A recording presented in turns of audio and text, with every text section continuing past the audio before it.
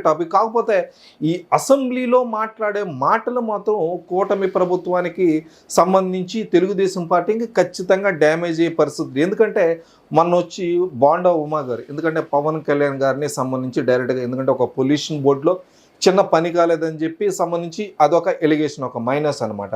ఆ తర్వాత వచ్చి బొజ్జల సుధీర్ రెడ్డి గారు, ఎందుకంటే శ్రీకాళహస్తికి సంబంధించి ఎమ్మెల్యే, ఎందుకంటే ఏదో ఒక పోలీస్ అధికారానికి సంబంధించి డైరెక్ట్గా నా లెటర్ ప్యాడ్ మీద డైరెక్ట్గా నేను రాస్తే సంబంధించి ఇంతవరకు అది అసలు జరగలేదని చెప్పి ఆయన చెప్పి ఒకటి. ఎందుకంటే అటువంటి లీగల్గా సంబంధించి అటువంటి అవి పర్సనల్గా మనం అధికారులకు సంబంధించి అయినా, ఇటు హోమ్ మినిస్టర్ అయినా సరే, చంద్రబాబు నాయుడు గారు అయినా సరే, ఇటు బయట మాట్లాడుకుని అవి చేసుకునే పనులు డైరెక్ట్గా అది అసెంబ్లీలో ఒక ప్రజా సమస్య అయినట్టు అది బొజ్జల సుధీర్ రెడ్డి గారు అది మాట్లాడడం అనేది అది ప్రజా సమస్య ఏం కాదు కదా, అది వ్యక్తిగతం అవుతుంది. ఎందుకంటే అక్కడ ఎస్పీనో పోలీసో అధికారో ఎవరో అయినా సరే అది మీకు సంబంధించి మీకు పని చేసి ఉండకపోవచ్చు, మీ మాట వినకపోవచ్చు, అది మీ వ్యక్తిగతంగా సంబంధించి